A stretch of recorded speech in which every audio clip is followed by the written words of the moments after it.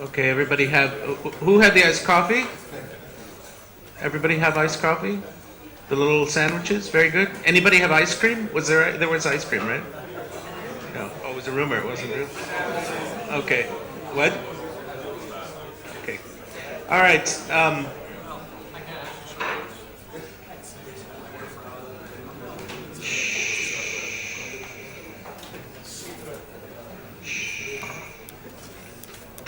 Okay, so my name is Greg Sterling. I'm with the Local Search Association in the U.S., an ALSMA affiliated trade group, as with CINDA in Europe. And I'm moderating this session, which is titled, Is It Time to Go Mobile Only, or something quite similar to that. But I think we're going to open up the discussion more broadly. Thanks to Neil and Charlie and these two gentlemen for doing a good job setting up the discussion. There may not have been time to ask Kartik everything you wanted to ask him, or to ask Sean everything you wanted to ask him. So let's start this session before we get into the mobile discussion. Do you have any other questions for these guys about anything that they said this morning that you didn't get an opportunity to ask? Anyone want to follow up? No? Yes? Going once? Okay. So this is for Sean. You have all these partners out there. Do you see their performance in selling AdWords improving? And what are you seeing in terms of sort of volume and churn on programs? And because those have been big issues out there. So talk a little about churn and volumes. And Kartik, you can jump into. Sure. So it depends on the partner. We have some partners that are growing, other partners that are shrinking. So I can't speak globally about every partner's moving in this direction or that direction. So can you explain why some are? Sure. Yeah. So the key to churn is level setting expectations, right? So it's all about when you start the sale, what your client is expecting or what your merchant is expecting as a result of advertising in Google. It doesn't solve the world's issues, right? It's not going to make their business to be on Google. They're not going to appear first on Google. And they're not going to be in every search for a plumber in name the city, right? If you level set the expectations with the merchant and they understand what they're getting, then churn isn't as big an issue. So those who have higher levels of training, those who have a higher level of understanding of search and how it works, have higher levels of growth. I just want to kind of add to that. I've been running this business for almost 2.5, 3 years, and I have for sure seen that companies which use platform improve the basic metrics of digital advertising. So whether it Define platform. It could be any digital platform like Matchcraft or some of the others which are available, WordStream or so on and so forth. They definitely improve the metrics around digital advertising, whether it's quality score, whether it is CTRs, or whether it is CPC. Now, the fundamental problem, as Sean rightly mentioned, is expectation setting. Assuming we get that right, we still need to deliver on that expectation. And platforms definitely drive that at scale, especially when you're looking at thousands of advertisers. It has worked with few companies who work in India. Sid is here, and Get It uses a platform. Pretty successful at that, and have managed to kind of increase their RPARs and their retentions quite a bit. So I heard two best practices: proper expectation setting and working with a third-party technology platform. Across the 350 partners that you identified, have you seen any other key variables or practices that define success versus its opposite? So can you distill a couple of common themes in addition to the ones you mentioned? Yeah, sure. So I think there are two or three things which define the success of this business. One is acquisition. So obviously getting more and more new customers onto digital. And how does good acquisition happen? If you sell correctly. How does good sales happen? If you train properly. So if your field sales staff is properly trained, they will sell properly, they will set the right expectations, and if you have the right platform, you'll be able to deliver the right results. So I think training is critical and critical to success. So that's one best practice we have seen. What we have now started doing is we not only deliver our award-winning training program called Trusted Digital Media Advisor, we deliver it. The next day we launch sales incentives. We immediately see the productivity increase. That's happening across the world. We've started it in APAC. It's very successful in the US. It's successful in EMEA, and it's success. We started seeing initial success in APAC as well. So that is one. The second, which I've always seen, is executive leadership support. The moment we have executive buy-in that this is something that our organization needs to do, it immediately transcends down and it starts seeing delivering value. And like Sean earlier mentioned in his presentation about persistence, we've seen that executives and leaders who kind of persist are successful. My good friend Vicky is here. He started as a trade company, now manages a B2B portal. Very, very successful on digital, very, very successful in AdWords, and driving huge growth into his organization with that. So. Okay, so let's get into mobile a little bit. Both of you had mobile statistics, and obviously this is a massive change, massive shift in the marketplace. What do you see as the major impact on your respective businesses? Obviously Google, but on the PSP side, and then Sean, you alluded to the click volumes coming from mobile. But what are the big things that you're really observing about the market now, and how are you adapting? Sure. So as I mentioned in my presentation, mobile is become a huge part of our lives. It's all the data is suggesting that that there's this phenomenal shift in terms of digital consumption on the mobile, and then what that means is that more and more people are searching for things, information, communicating on the mobile. From a local business standpoint, what we have seen is that more and more searches are happening for hyper-local businesses. Something our Yellow Pages companies are very good at, and the usage or the search queries on mobile have outnumbered the desktop queries, and it's growing exponentially. And this is just the local queries in the local area. I want to go to a local saloon. I want to get a local plumber. Whatever it is, that is going exponentially. What that means for businesses like ours is to capture that opportunity. A lot of times, we were not capturing that opportunity because of geocoding issues. We were not able to track where the query was coming from, but now we are exactly able to track. You can target campaigns hyper-locally. You can, have budgets which are hyper-local. You can control your spending, and so on and so forth. So that is kind of affecting our business, and that is the change we are seeing with our partners also. Yeah, what I'd say is this shift to mobile, if you will, I think mobile largely is supplemental or even replacement usage for what was done on the laptop before. Case in point, a lot of you have iPads here. You're using those, and before you would have been using your laptop. That's now mobile usage, according to Google, right? Whereas before that would have been desktop usage. So I think there is a tremendous amount of replacement that's occurring, and the actions that you're doing on your iPad in this room aren't going to be much different than desktop. So there's some question about how much of this is truly mobile usage. Somebody walking around the street looking for a restaurant versus you sitting at your desktop on your iPad or sitting in front of the TV on your iPad looking for a plumber.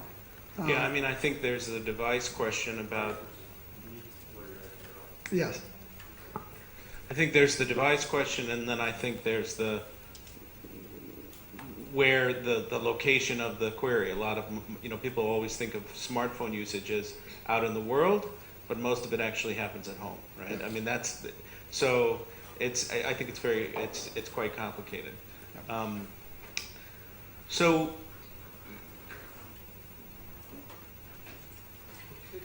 yeah, go ahead, Charlie. I want to push on the whole idea of tablet as a mobile device. I mean, I guess to the same point we're just making. I mean, the tablet is almost emulating the desktop experiences. Is everyone on the same page in terms of seeing tablets as mobile versus some other form factor?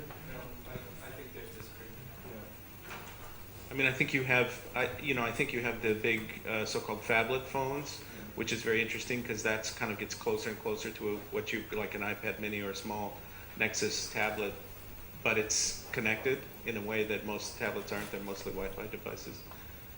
But I mean, people take their tablets out in the world. It's the same as they're not tablets. I mean, anyway. Do you want to say anything about the device differences? I mean, if you look at the different form factors, and there are going to be many more. There's obviously going to be disruption, and there's going to be continuous debate as to how do you define a mobile device. Is a mobile device something which is in your pocket, or it moves around with you, or is kind of something that is installed at your home? Is car a mobile device, for example? Car have Android skins now. They're moving everywhere, and they're telling you, what to do, what not to do, which route to take, for example. Is that a mobile device? I don't know. Connected car. Connected car, exactly. So there's going to be a lot of discussions and debate. Imagine you're going in a car and you're parking in a mall, and your car tells you, hey, the next McDonald's has like a $5 off. Come and have stuff over here. Now, what do you call that? Is it mobile advertising? Is it in-car advertising? Is it something else? I don't know. Is it locational advertising? I think these things will evolve as we move along. But one thing is for sure, that the human population is not sitting at one place and searching for stuff. We are moving around with our devices, and we are actually looking for things anywhere and everywhere. I think Sean alluded to that in his presentation, something about anyone can sell anything to anybody, and I think we are coming close to that. So Kartik, how's that impacting your business? I mean, you read about this stuff, and what is Google doing about it? That's a great question. So I think the way Google works is we want to kind of make sure that we are able to provide our users what they're looking for, when they're looking for, and where they're looking for. I think once we are successful in that, we'll find a way of figuring out, if at all, how to make money. We don't know that yet, to be very honest. And I think there are very smart people who are working on it. And I think a lot of people don't know. And a lot of things which Google has done over the last 15 years, nobody had, kind of tried it.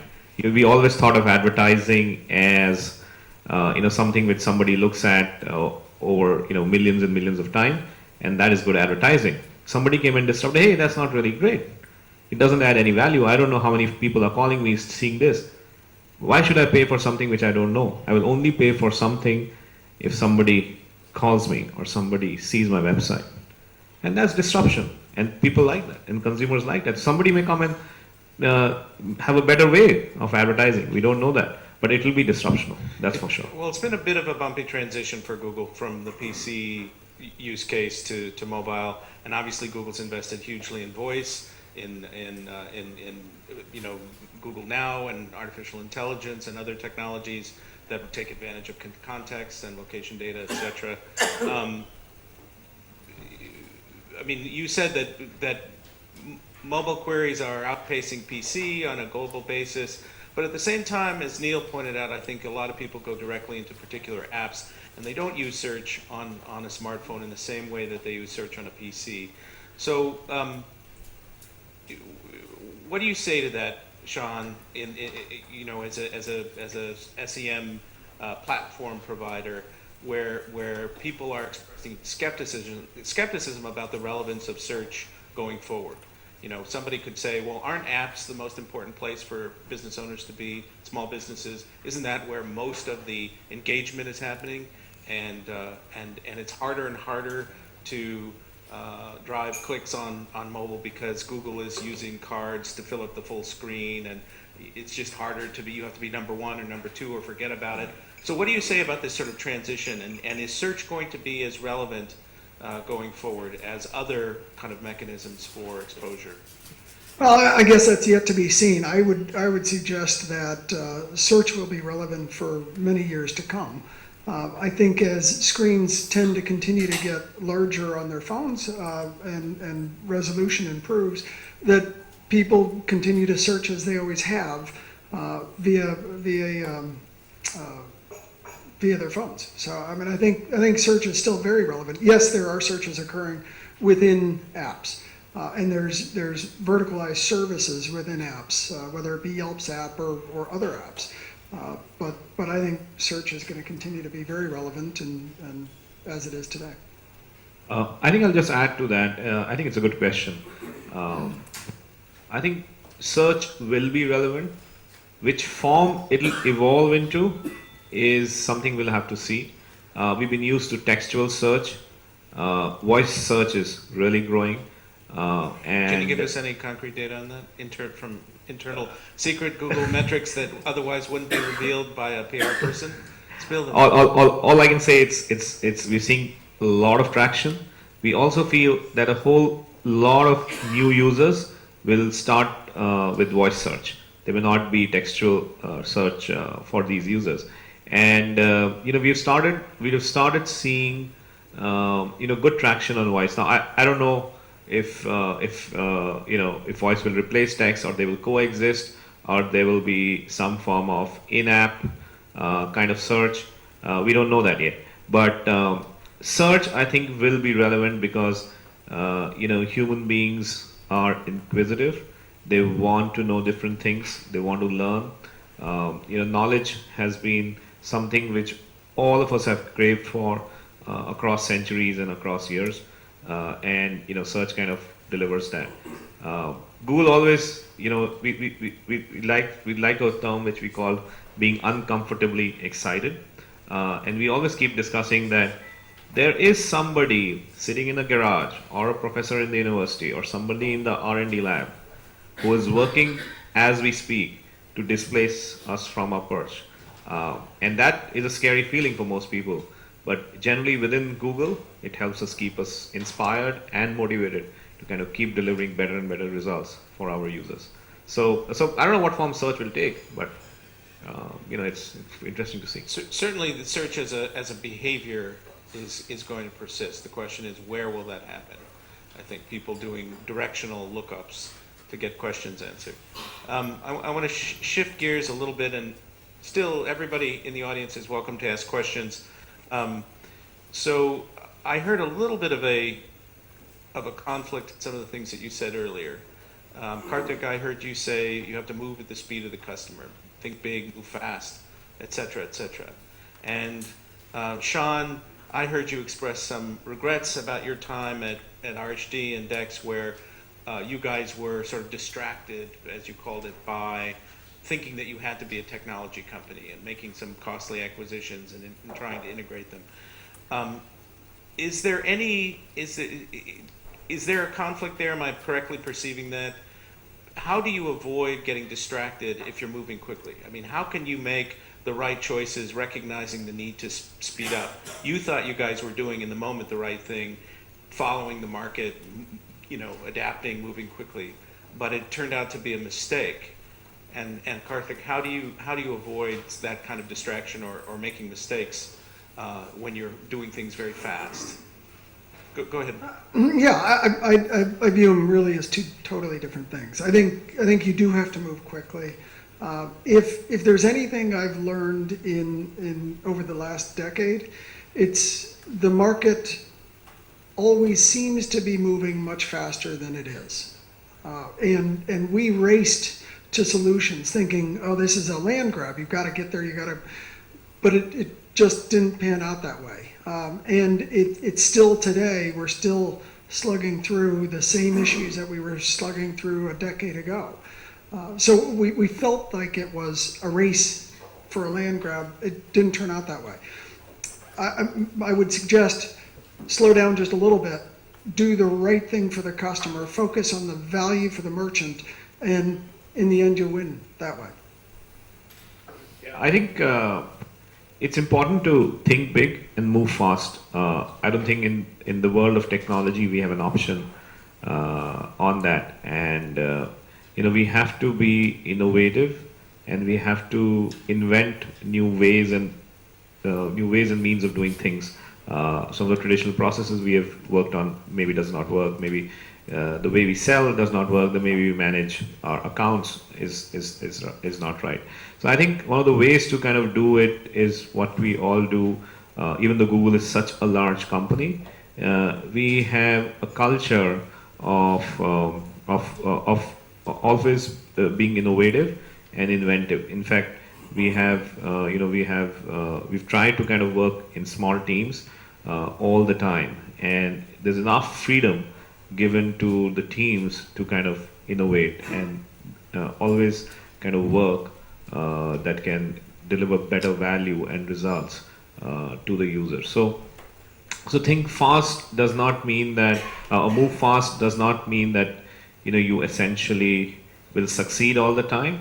But move fast also means that you realize this is not working, and don't keep flagging an old horse. Move fast out of it and do something new. And I'm telling you, Google does 10 things, 9.5 fail, and that's a fact. But that doesn't mean we sit back and cry over it. We move fast and do something else, and try and see whether it works. So, Any questions? Okay. I'm moving fast. Google keeps saying, or advising us to use third-party tools to report to make AdWords work better. Why doesn't Google fix AdWords so it works the way it's supposed to work? elaborate. I mean, No, AdWords. you're saying we should use a third-party tool to increase performance of AdWords to make it work better and more effective and so forth. Why does it not just do that itself? Why do we need to, as an end user, if you like, or if I'm a business going in by myself, I get nice fancy reports from Google outlining clicks and so forth, but yet if I'm a partner, I have to use a third-party tool to produce a report that looks pretty for my customers. If you're giving us recommendations and so forth, but you're suggesting we go out and partner with and spend more money to partner with someone to get AdWords to work better. Yes, of course. We should do that, and we are doing that. We've launched a platform called AdWords Express. It's a much easier platform. I don't know, but it is work in progress. However, there are advantages of using a third-party platform because you as companies don't want to sell just AdWords. You want to do other things. You want to do SEO. You want to do social. You want to do 5 things else, which Google will not do. I mean, Google's got no interest in providing you platforms for different media which you may want to sell. So to run your business more effectively, it's always good to work with a neutral provider to help you deliver maximum value to your advertiser. Now take an example how different platforms optimize an advertiser's account.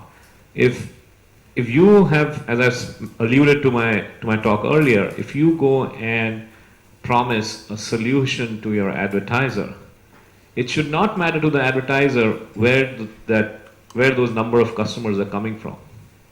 You should be able to deliver those number of customers at the cheapest cost to you, to the maximum benefit of the advertiser, whether it comes from AdWords or a different platform. It should not matter to the advertiser. He is interested in more customers, and that can only be provided through third-party platforms.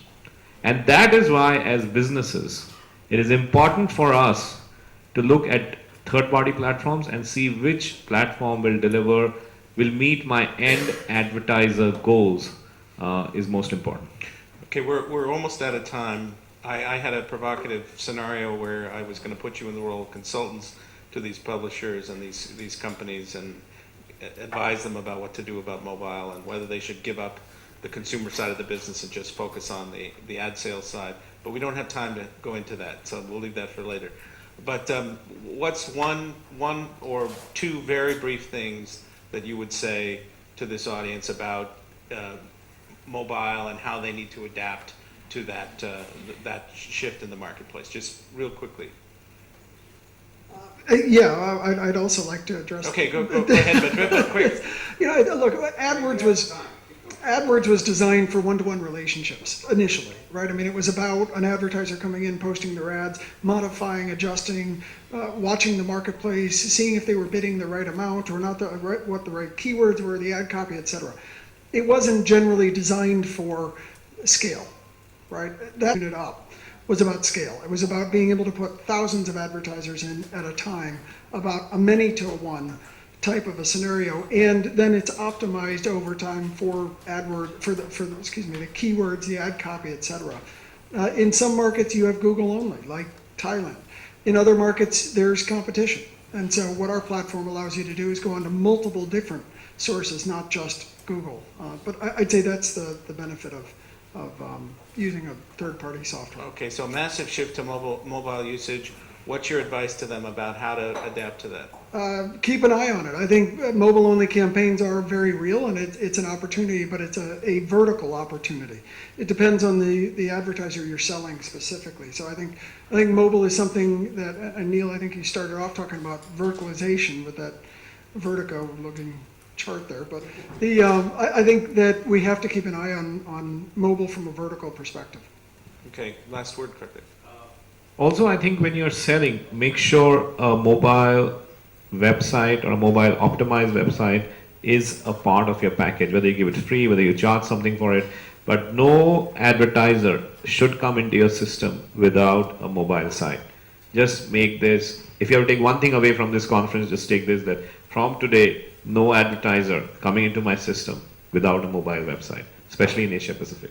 Very, very important. I think in Asia, you'll have a lot of new users who will be mobile first and mobile only. For sure, 100%. They will transcend the desktop usage. So just keep that in mind. Okay, we're out of time. Thank you very much, both of you.